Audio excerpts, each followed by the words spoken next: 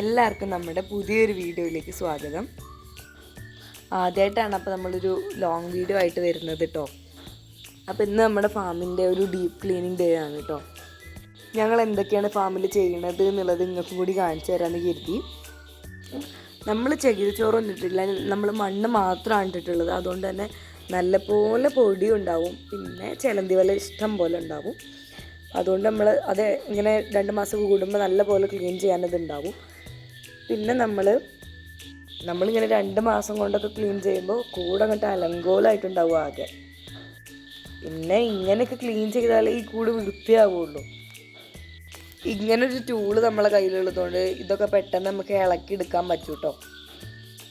ഇത് ചുരണ്ടി അങ്ങനെ കൊടുത്താൽ മതി കേട്ടോ. നമ്മൾ ഇത്തിൽപ്പൊടി ഇടയ്ക്കിടയ്ക്ക് ഇടുന്നതുകൊണ്ട് തന്നെ എന്താവും, അത് നമുക്ക് പെട്ടെന്ന് പൊടിഞ്ഞ് കിട്ടും കേട്ടോ. നമ്മൾ ആ ടൂള് കൊണ്ട് നന്നാക്കിയിട്ടുണ്ടെന്നുണ്ടെങ്കിലും നമ്മൾ ജസ്റ്റ് ടൂല് വെച്ചിട്ടൊന്ന് ക്ലീൻ ചെയ്യാറുണ്ട് കേട്ടോ.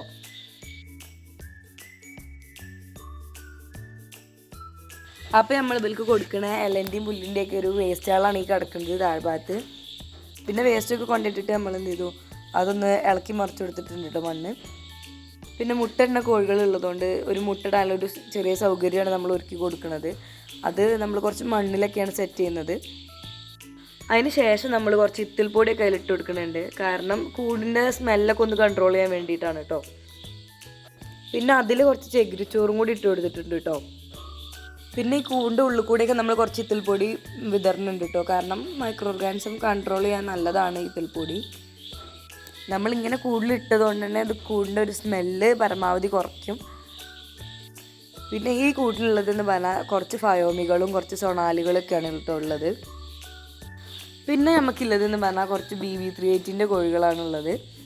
അപ്പോൾ അവരെ നമ്മൾ വളർത്തുന്നത് ഹൈടെക്കിൻ്റെ കൂട്ടിലാണ്. പിന്നെ ഈ ഹൈടെക്കിൻ്റെ കൂട്ടിലുണ്ടാകും കുറേ ചിലന്തി വലയൊക്കെ. പിന്നെ അതൊക്കെ നമ്മൾ ക്ലീൻ ചെയ്യണം. പിന്നെ അതൊക്കെ ക്ലീൻ ചെയ്തിട്ട് അപ്പുറത്ത് നമ്മൾ കൂടെ എങ്ങനെയാണോ ക്ലീൻ ചെയ്തത് അതുപോലെ തന്നെ ഇപ്പുറത്തും അടിച്ചു വാരിയിട്ടൊക്കെ നമ്മൾ ക്ലീൻ ചെയ്തിട്ടുണ്ട്. അപ്പോൾ ഇതിൻ്റെയൊക്കെ മേലെയാണ് നമ്മുടെ ഡ്രം വെക്കൽ കേട്ടോ ഫുഡിൻ്റെ. പിന്നെ ഈ കൂട്ടിലുണ്ട് ഇഷ്ടം പോലെ വേസ്റ്റ്. അപ്പോൾ അതൊക്കെ നമ്മൾ അവിടെ നിന്ന് കളഞ്ഞ് അപ്പുറത്ത് ചെയ്ത പോലെ തന്നെ ഇപ്പുറത്തും എല്ലാം ഒന്ന് വൃത്തിയാക്കിയിട്ട് കോഴിക്കാട്ടൊക്കെ ഒന്നിങ്ങനെ വാരി ചാക്കിലാക്കിയിട്ട് വെച്ചിട്ടുണ്ട്. പിന്നെ നമ്മളെ പാത്രങ്ങളൊക്കെ ഒന്ന് കഴുകി ഉണക്കിയിട്ടാണ് പിന്നെ അതിൽ ഫുഡും വെള്ളമൊക്കെ കൊടുത്തത്. പിന്നെ 3 ചാക്കോളം കോഴിക്കാഷ്ടം നമുക്ക് കിട്ടിയിട്ടുണ്ട്. ഇതാണ് ഫാമിൻ്റെ ഫൈനൽ ലുക്ക്. ഇഷ്ടമായാൽ ഒന്ന് സബ്സ്ക്രൈബ് ചെയ്ത് സപ്പോർട്ട് ചെയ്യണം. നിങ്ങളുടെ വിലയേറിയ അഭിപ്രായങ്ങൾ കമൻ്റായിട്ട് രേഖപ്പെടുത്താം.